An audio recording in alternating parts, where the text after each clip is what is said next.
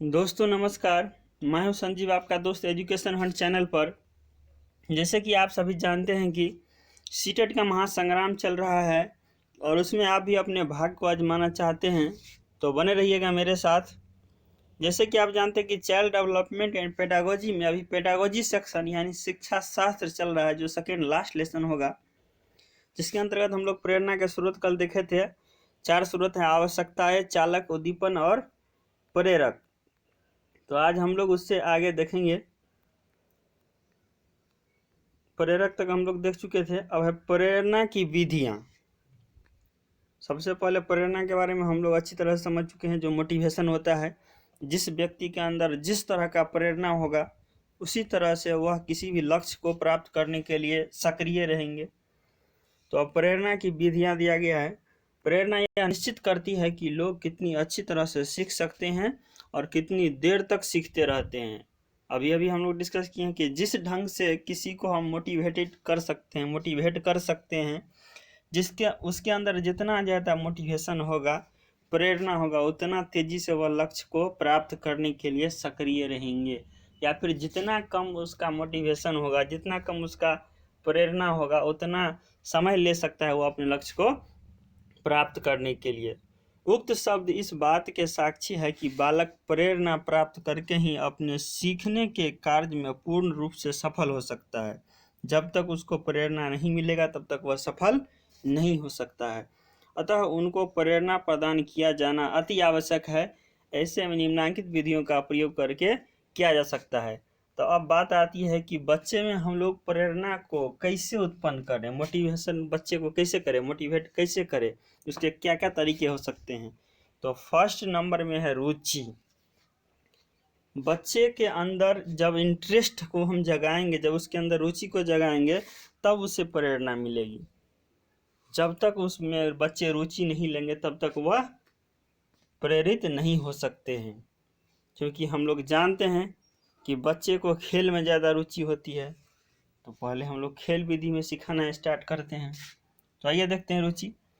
प्रेरणा प्रदान करने की पहली विधि है बालकों की पाठ में रुचि उत्पन्न करना। अतः अध्यापक को पढ़ाए जाने वाले पाठ को बालक की रुचियों से संबंधित करना चाहिए। रुचि छात्रों का ध्यान आकर्षित करने का प्रथम उपाय है। हम लोग देखेंगे कि बच्चे को किस क्षेत्र में ज़्यादा मन लगता है, किस क्षेत्र में रुचि है, उस तरह से उसको उधर ले जाएंगे। जैसे जैसे उसका ध्यान आकर्षित होते जाएगा वैसे वैसे फिर हम लोग विषय वस्तु पर लौटते जाएंगे, जिससे बच्चे के अंदर रुचि जागृत हो। नेक्स्ट पॉइंट है सफलता।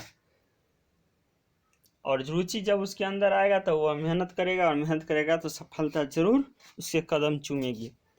सफलता प्रेरणा प्रदान करने की दूसरी विधि है। रुचि के बाद सफलता प्रेरणा प्रदान करने की दूसरी विधि है। बालकों को उनके कार्यों में सफल बनाना, अर्थात अध्यापक को सदैव यह प्रयास करना चाहिए कि बालकों को सीखने वाले कार्यों में हमेशा सफलता प्राप्त हो। बालक जो भी कार्य करते हैं उसके अंदर रुचि होगी तो जरूर वह सफल होंगे। फ्रेंड्स का मत है कि सीखने के सफल अनुभव अधिक सीखने की प्रेरणा देते हैं। कहा जाता है जब आप दिल से किसी काम को करते हैं, जब आप सच्चे मन से किसी काम को करते हैं, तन मन और धन के साथ किसी काम को करते हैं और आपके अंदर रुचि है, इंटरेस्ट है, तो निश्चित रूप से आपको सफलता मिलेगी, सफलता आपके कदमों में आएगी। नेक्स्ट है प्रतिद्वंदिता का सिद्धांत। प्रेरणा की यह तीसरी विधि है।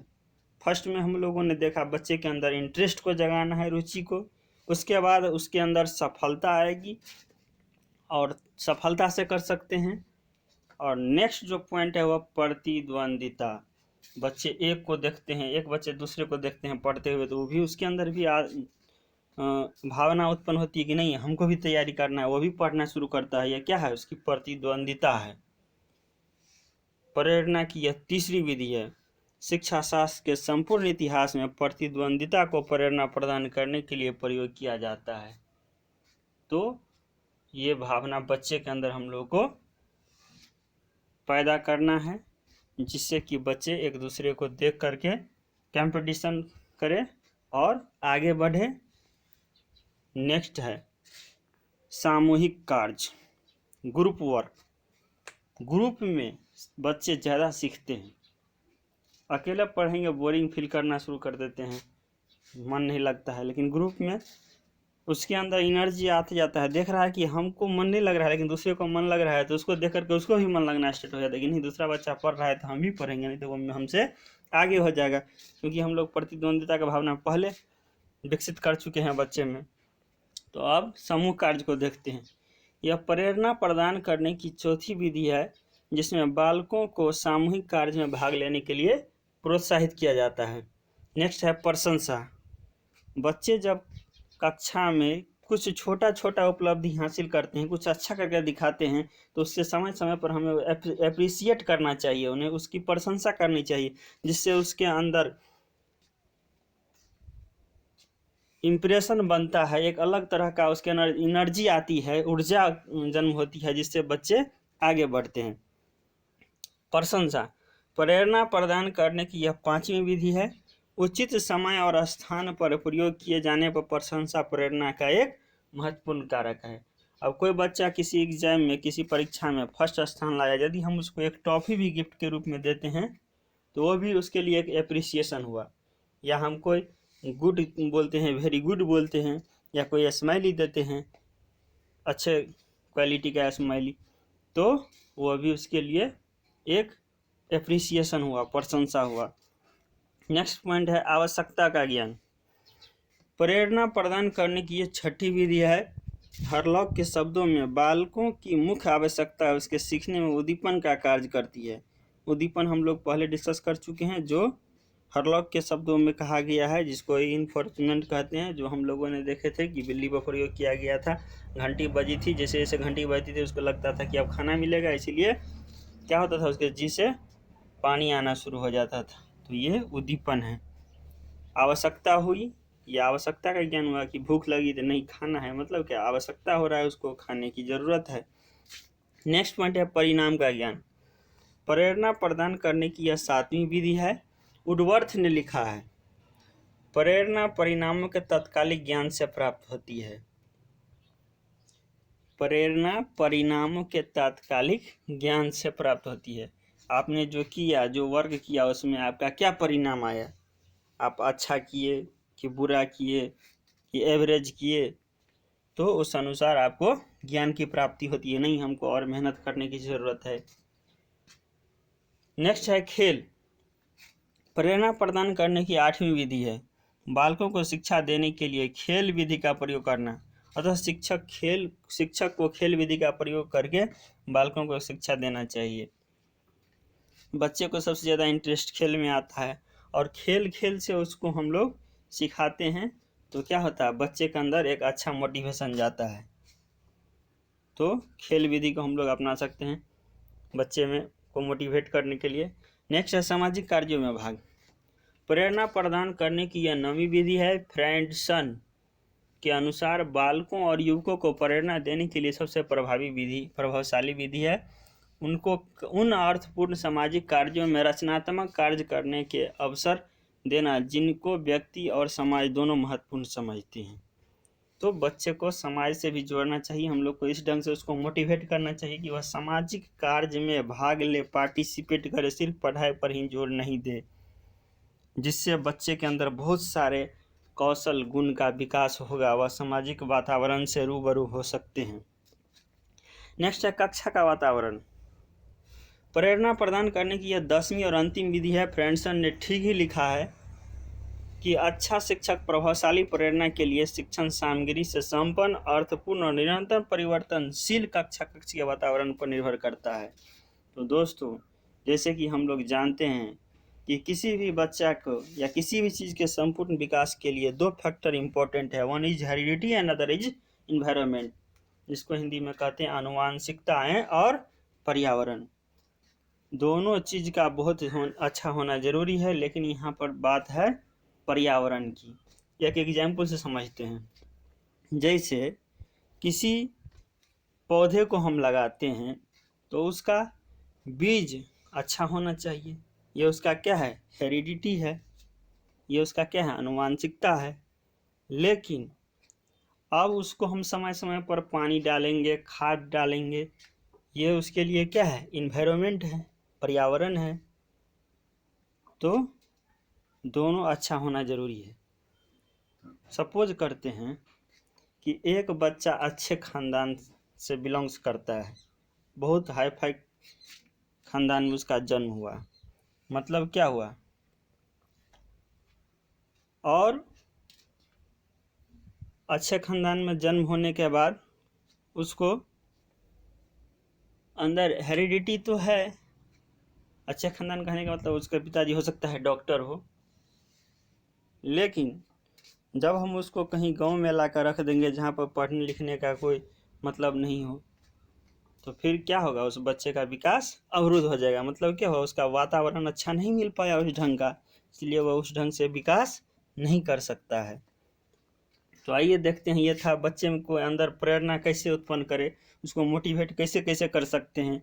ये कुछ तरीके हम लोगों ने देखे अलग अलग साइकोलॉजिस्ट मनोवैज्ञानिक के अनुसार। अब हम लोग देखते हैं प्रेरणा देने वाले घटक। जॉन पी डिसेको ने अभिप्रेरणा देने वाले 4 घटकों की विवेचना की है। पहला है उत्तेजना, दूसरा है आकांक्षा, तीसरा है प्रोत्साहन और चौथा है दंड। प्रेरणा देने वाले घटक। उत्तेजना, किसी काम को करने के प्रति किसी के अंदर उत्तेजना हो सकता है।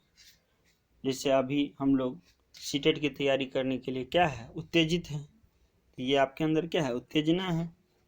नेक्स्ट है आकांक्षा। अब आपके अंदर उत्तेजना है तो आप कितना कर सकते हैं, आपकी आकांक्षा कितना है। नेक्स्ट है प्रोत्साहन। अब उसमें करते हैं तो आपको कितनी सफलता मिलती है, उससे आपको उस अंदर उस तरह का प्रोत्साहन समय समय पर मिलते जाएगा। नेक्स्ट है दंड, और गलती करने पर दंड भी लगती है। तो आइए सबसे फर्स्ट है आपका उत्तेजना। उत्तेजना के बारे में समझते हैं। उत्तेजना किसी प्राणी के उत्तेजित होने की सामान्य अवस्था है। डोनाल्ड हैब के अनुसार उत्तेजना अथवा जागरूकता शक्ति प्रदान करती है, लेकिन दिशा निर्देश प्रदान नहीं करती। उत्तेजना से शक्ति जरूर मिलती है, लेकिन कैसे करेंगे काम को, किस तरह से किया जाएगा, वो आपको नहीं मिल पाता है। यह एक इंजन के समान है, लेकिन उसका मार्ग परिवर्तन करने वाले साधन नहीं है। उत्तेजना व्यक्ति की सक्रियता के लिए आवश्यक घटक माना जाता है। इसके 3 स्तर होते हैं, मध्यम, उच्च, निम्न। उच्च, मध्यम तथा निम्न। उच्च को हम लोग क्या बोलते हैं, हाई। मध्य को एवरेज बोलते हैं, निम्न को बिलो बोलते हैं, एवरेज बिलो। तो फर्स्ट में आपका दिया आंतरिक उत्तेजना, दूसरा दिया है बाह्य उत्तेजना स्रोत। आंतरिक थोड़ा ज़्यादा अच्छा होता है बाह्य के तुलना में, ऐसा कह सकते हैं हम लोग। नेक्स्ट है आकांक्षा। आकांक्षा मतलब उससे आशा क्या है। आकांक्षा का उत्तेजना स्तर से सीधा संबंध है। हम उस स्थिति में उत्तेजित हो उठते हैं जब हम देखते हैं कुछ हैं और दिखाना कुछ और चाहते हैं। मतलब हम है कुछ और दिखाना चाहते हैं कुछ और। घर में जैसे जानवे करता है सब कि क्या है नहीं है, लेकिन घर से बाहर हम कहते हैं अपने आप को तिस्मार खान है। तो यही बात यहाँ पर बताना चाह रहा है। जो हम देख रहे होते हैं वह परसेप्शन है, और जो हम देखना चाहते हैं वह एक्सपेक्टेंसी है। जब इन दोनों के मध्य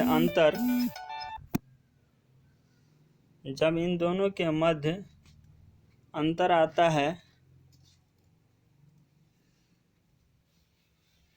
जब इन दोनों के मध्य अंतर डिस्क्रिपेंसी हो जाता है तो हम उत्तेजित हो उठते हैं। मैकलैंड लिखते हैं कि P तथा E में डिस्क्रिपेंसी